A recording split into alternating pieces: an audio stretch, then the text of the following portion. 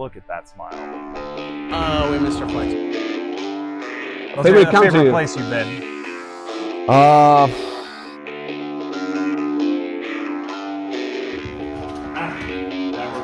So, here we are. You know, I was a real sad guy.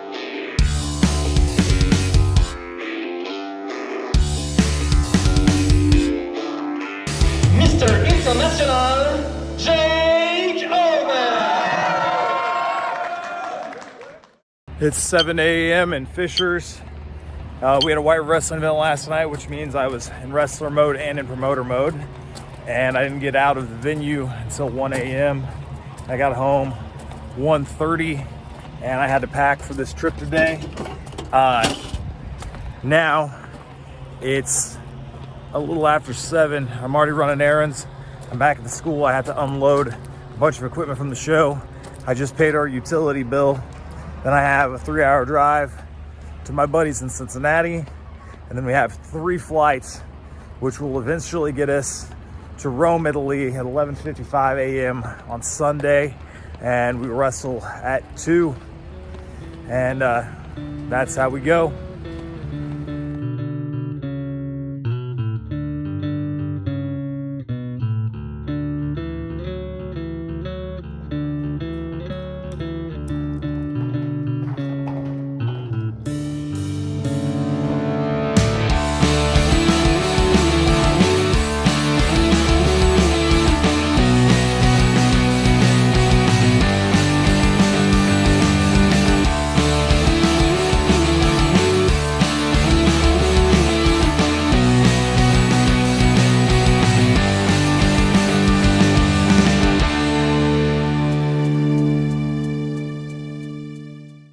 Tony X, welcome to Europe. It's my first time. Yeah. How's it feel? We're in Barcelona.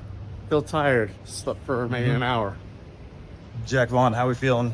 I haven't slept a wink. Yeah, good. Feeling great. Don't need it. All right, boys, what happened?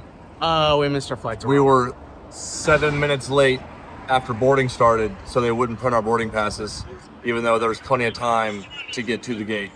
We would have made it through security. Security pretty much told us that. Yep. And now here we are trying to find another flight to Rome. Yep. Yay. Great.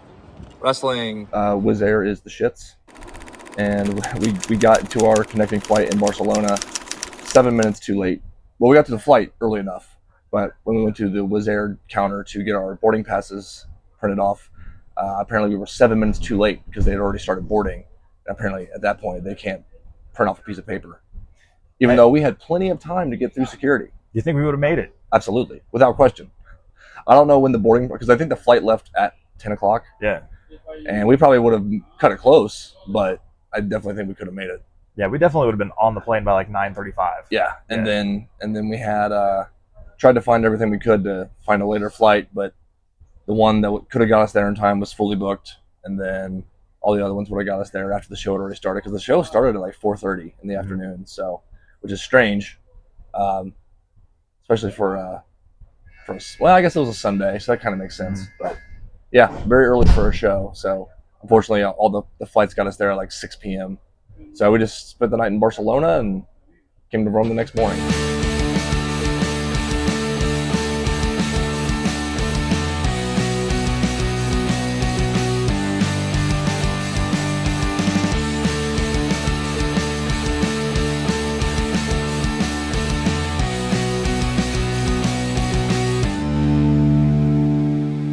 So we didn't make our flight. Nope. And then there were 2 other flights which we couldn't make because it wouldn't get us to Rome in time for the event.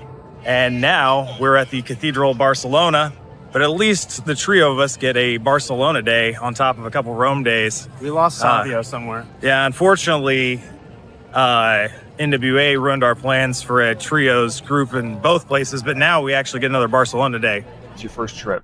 Have you been anxious for this? Is something you want to do for a long time?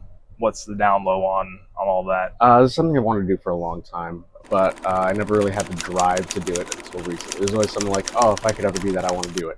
Now it's kind of like, I can do it, I want to do it, I'm going to do it. So this is my first run at it. I'm having a great time, and I do want to do this again. What changed? I think it's just mindset, happiness, You know, I was a real sad guy. That I mean, I always hid it from people. People never knew I was like a sad person, but uh, I got back into wrestling a few years ago. That kind of brought me out of my depression, made me happy. Fell back in love with wrestling, started enjoying life again. Started going to your school, started helping the students there. That's been really picking up my mood as well. I love all those kids at that school. So Oh, yeah. right now we're on a train getting ready to go do some coaching with some of the wrestling students out here in Rome. I can't remember the name of the city we're actually heading to. Frosinone? Frosinone, yeah, Frosinone. Yeah, we're heading to Frosinone. IWA / also Pro Wrestling Roma / Scuola Wrestling Frosinone. Love different names. Yeah, there's a lot of confusion here. Yeah. I thought we were doing a seminar with a different company at first. Yep, it makes complete Turns out sense. same company.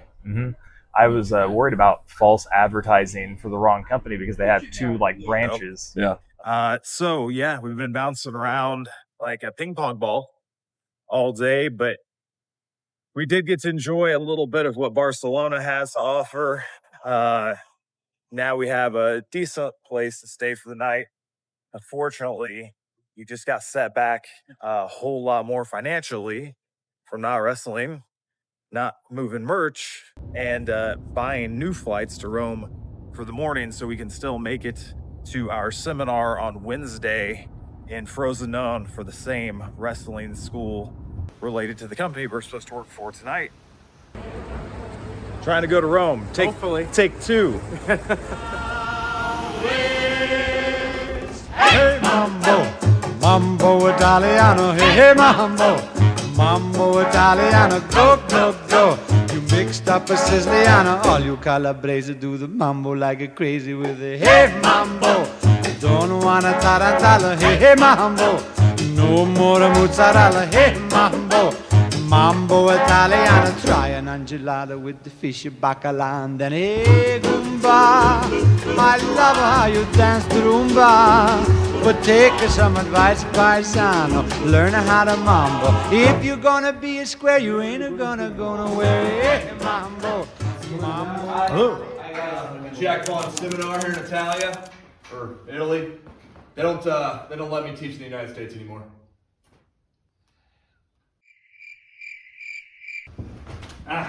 Bad worker. Bad worker. Bad worker. All right, guys. This is the single most important move that you can learn in wrestling, okay? It's called a thigh slap. We do it on every move. You shine it up real good. You bring it up and down. Perfect. Hey mambo, mambo Italiano, hey hey mambo, mambo Italiano, go go go. You mixed up a Siciliano, all you Calabrese do the mambo like a crazy with it. All right, how we doing, Tony? We're doing pretty good. A little hungry. Very hungry. Why is that? We randomly ended up in a town in France where no restaurants open until 7 p.m. Yeah, and we started looking for food at like 5:15. This place is gorgeous, though. It's a very lovely area. It's like stupidly perfect. Might be a college town. We haven't found out. Yeah, maybe. We're seeing at night, because it's a Friday night, we're going to see if it's popping down here. And I hope it is, because this is one of the most beautiful beaches ever. I'm gonna get drunk. Hell yeah. And I'm going to have to drive him to the show tomorrow and then wrestle him.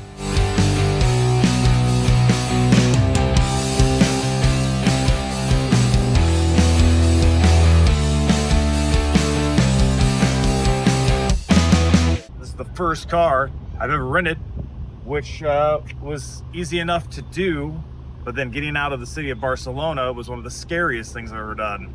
It's like 30 minutes and 4 kilometers, and people are insane. But now we're on the highway, which is very much like America and very simple. And we have truck station coffee, or we have rest stop coffee now, so that helps. I got a monster. Hell yeah.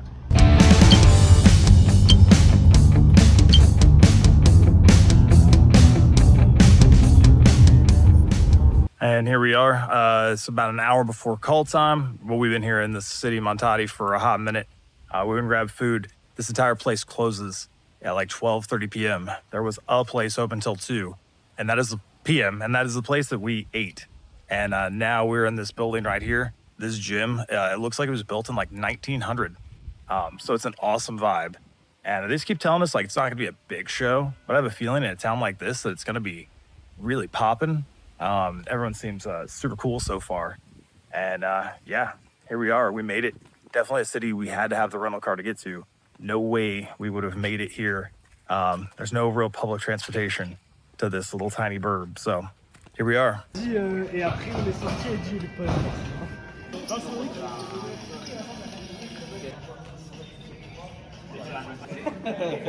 I'm Ricky Barcelo.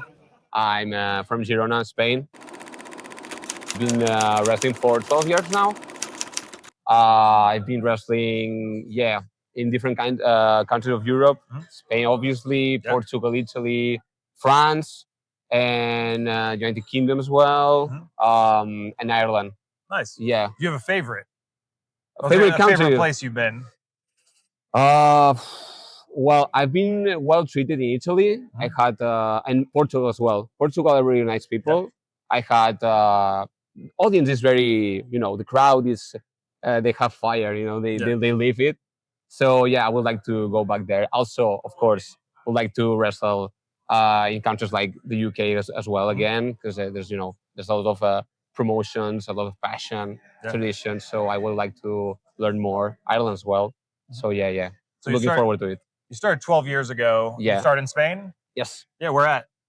I started in a very small promotion, very, very small promotion in a town in the coast of Catalonia called CIL, which in Spanish is like Consejo Intercontinental de Lucha Libre, which is like Intercontinental Wrestling Council, let's say, the name of the promotion. It was run by a guy that you can... I saw him as I immediately thought about Mickey Rourke in The Wrestler. Ooh, yeah. You go to his house and everything looks like that movie. But I had a very good time there. I learned a lot. I owe a lot of what I know today to this day to him. And I always talk everywhere I go about my mentor. Yeah. Because I'm very thankful for that opportunity, because that put me on the map, and because of him, he promoted me because he saw that I was the only one in that school taking it seriously. So he wanted to promote me and make me go to wrestle elsewhere. So yeah, So you had a good relationship with your mentor. yeah, we still have. We don't see each other much because we don't live close enough, but we still talk. And he's really, happy that I could still go in this journey, and I'm keep wrestling. I'm his only trainee to this day that it's still wrestling. Nice. Yeah. Nice. So why did you want to become a wrestler? Like, when did you see wrestling? Is there someone that caught you or something that hooked you? Well, it wasn't that famous or popular in Spain, at least at the time I was born.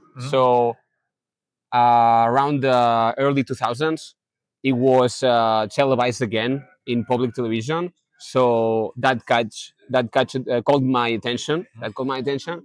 And I started watching. I didn't know anything. I didn't have a clue about wrestling. Yeah. And I was like, wow, I really enjoy this thing. And then I started to investigate and looking for other promotions. Of course, I started watching WWE like everybody does. And it caught my attention in a way that I didn't expect. So I was playing another sport at that time, handball, which is not popular in the United States, but you know what I mean. And I had a thought about, I didn't know if I had to I could continue or not, because studies, work, I couldn't manage to go to trainings and matches. Yeah. So I stopped and said, hey, maybe I can try to wrestle. So I looked for companies, promotion schools. All of them were in Barcelona, like the closest ones. And at that time of my life, I didn't have the means to go like twice a week to train. And I saw this other company, small school, which was like very close to my hometown in Girona. And I had family there in that area. So I think that I could manage. So that's why I wanted to try if it was as enjoyable as it was when I was watching from the couch of my living room, And the first time I stepped foot in a ring, my coach told me, "You see that smile? That smile is because you love this." And from there, I just wanted to go as far as I can and have fun with it.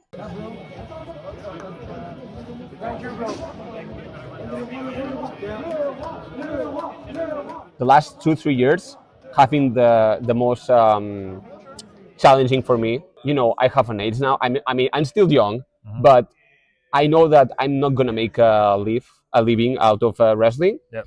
It's like, is it worthy this kind of investment? Like, gas for trips, paying memberships for trainings, the gears, all the investment I have to do, and worrying about as well job, maintaining the house, paying bills. Yeah. We're real people here. I mean, For sure. so and not getting enough bookings. Well, not bookings, but like good matches, like proper times or good storylines. And I'm still there. It's like, okay, I'm gonna be professional. I'm gonna do everything they propose to do, and I'm still doing it. It's like, okay, I'm gonna try to have fun, but sometimes it's like, the trips look longer Yeah. than they are sometimes. The days look longer when it's a day show. It's sometimes I have like in summer we have like a bigger breaks because we will have as much shows as other months, and it's a time when I have time enough to pause and think, is that worth it? Yeah. Is that, should I continue or not? And then we are here now in France. This kind of opportunity, this kind of show makes me think that no, you can keep going. There's still people thinking about you. There's still people wanting to book you, and that makes me think that I still matter. I have I have people who doesn't know, who I don't know me and want me to be in their shows. Like, it's very it makes me very grateful that there are still opportunities, and if you move and you knock doors, there's still ways to have fun with it. So I try to have this mindset. Don't try to be like, I don't have like a big goals. I just want to keep going as far as I'm happy doing it and have fun with all that involves the wrestling shows. Yeah. That's great. It. So you say that, right? You're not trying to go necessarily like really far or anything like that.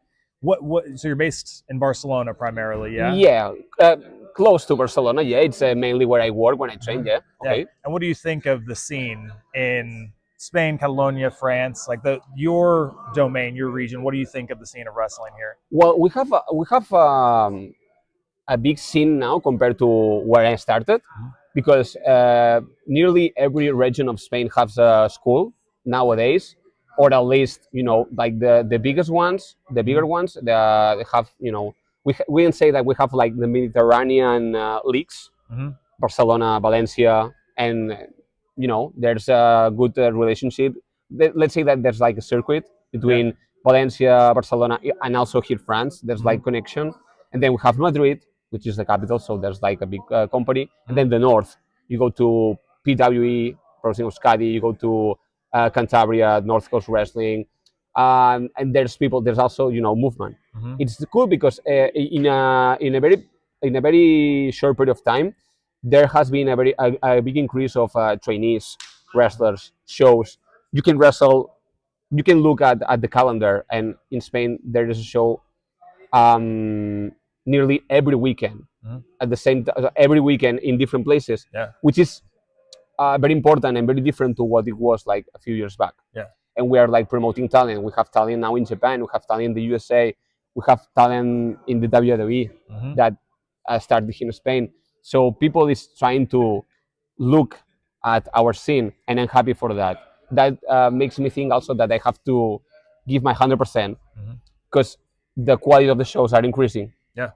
So that's another point, that why I should continue. Yeah. Because of this, like, take advantage of the scene, have fun, move. Yeah, for sure. There's still ways to think positive. Yeah. Check out Ricky Barcelo Instagram. I'm on X as well, Twitter. Yeah, I mean, I have also videos on YouTube. I mean, you can check Great. my matches. Yep. Yeah, I mean, that's it. Let's Great. have fun today. Perfect. Hey, thanks, man. I appreciate it. Thank you. Hell yeah. Dude, that was great, dude. Thanks, Well, man. Thank you. Yeah.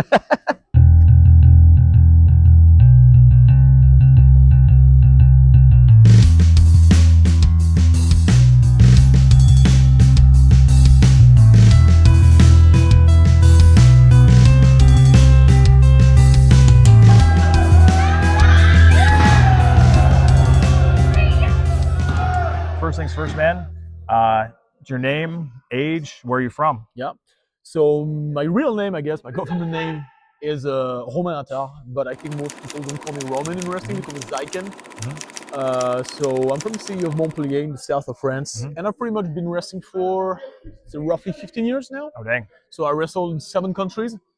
So I did like France, Italy, Germany, England, Malta, Mexico. That's pretty much it. So Heck yeah. yeah, pretty much. I guess you could call me a journeyman if there was still a compliment in this business. So yeah, Well, I consider myself one, so I think exactly. it's a compliment. Yeah. Right. I think it matches your identity as a worker, right? Yeah. So I think it's a So- compliment.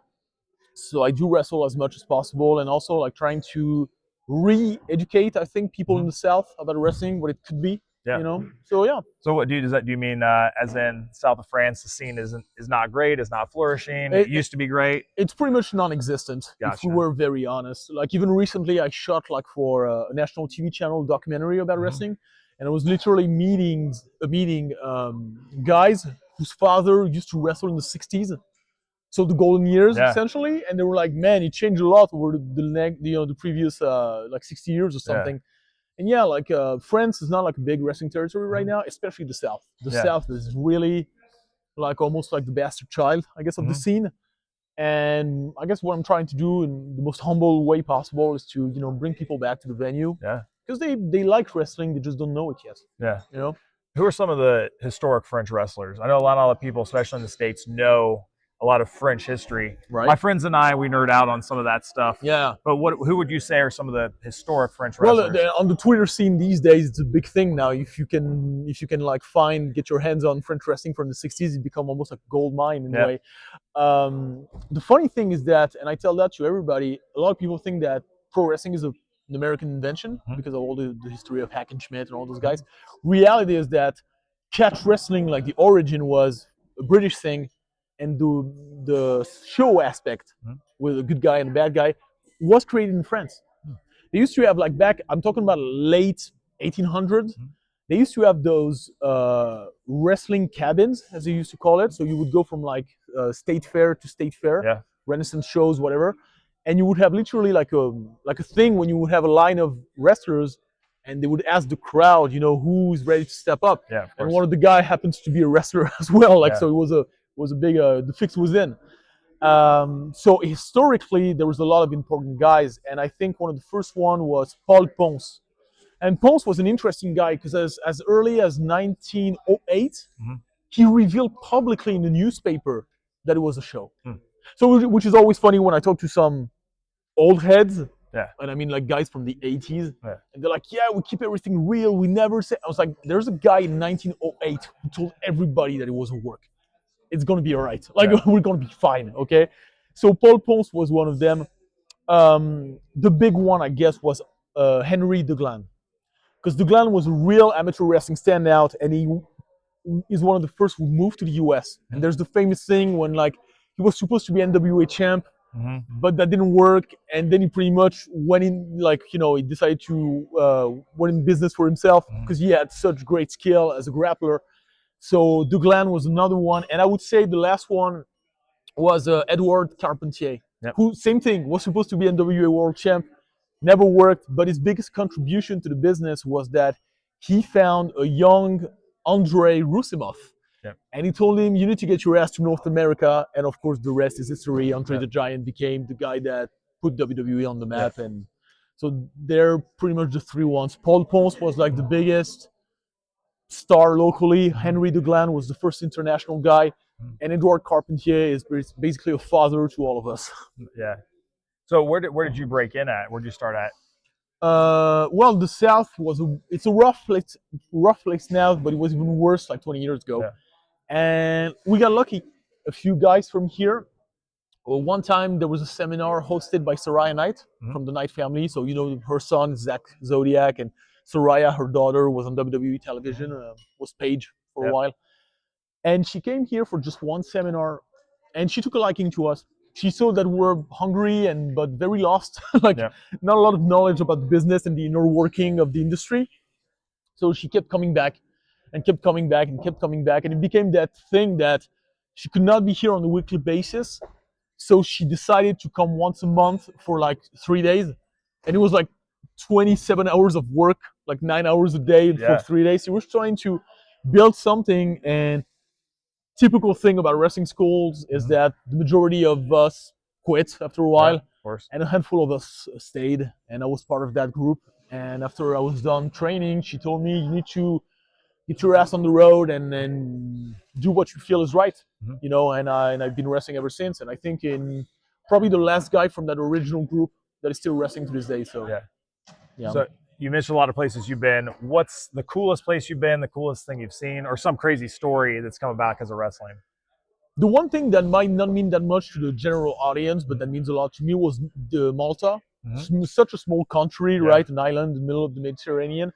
But it meant a lot to me because it's the country of my ancestors. Okay. So I think it was funny to wrestle there.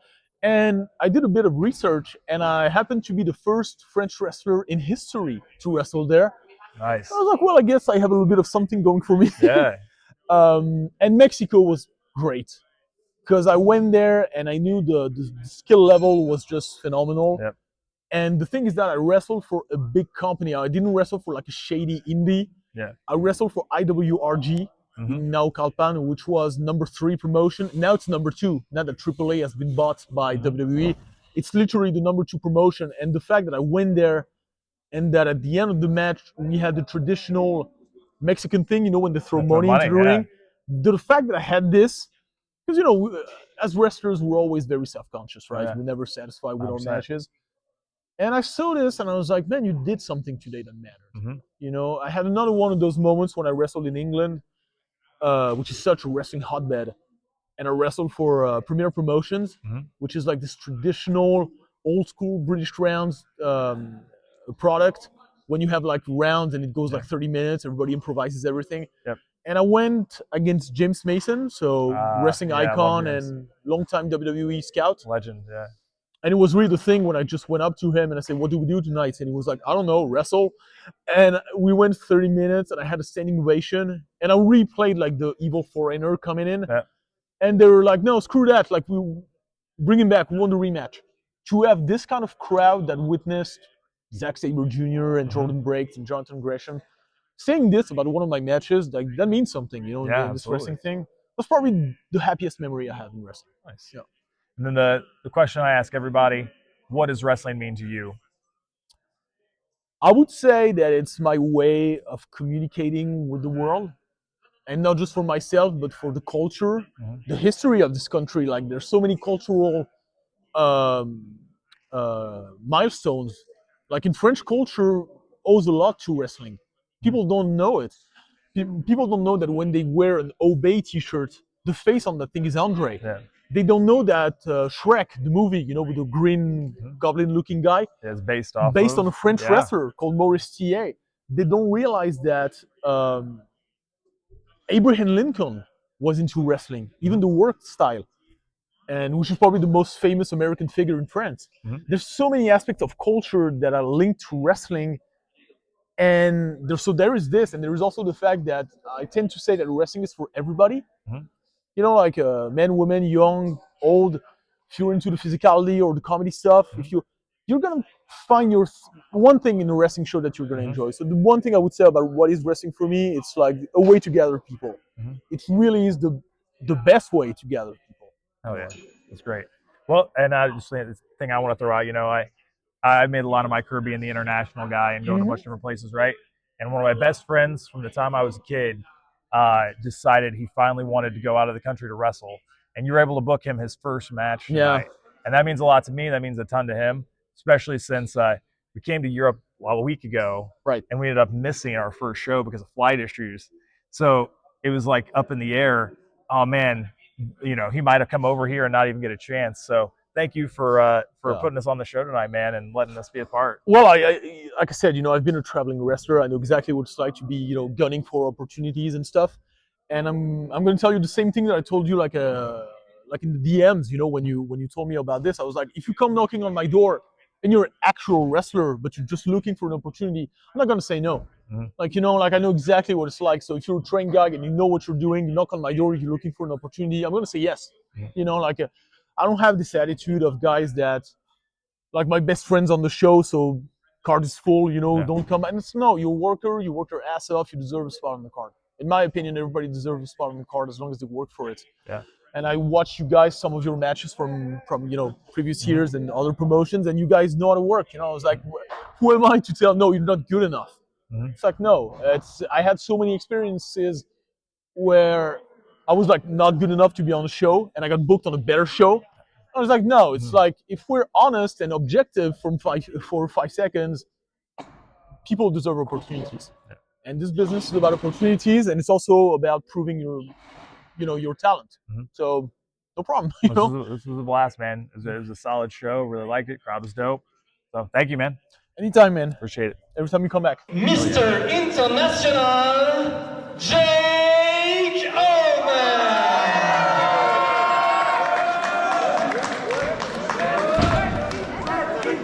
Ladies and gentlemen, this is going to be a very interesting competition. Two American competitors coming over the Atlantic here today.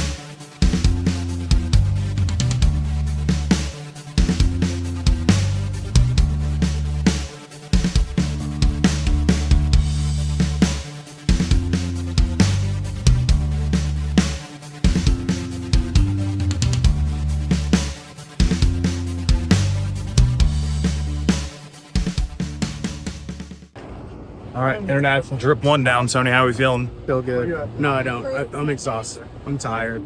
But all in all, Oh, great time. Had a blast. any highlights? Ready to do it again.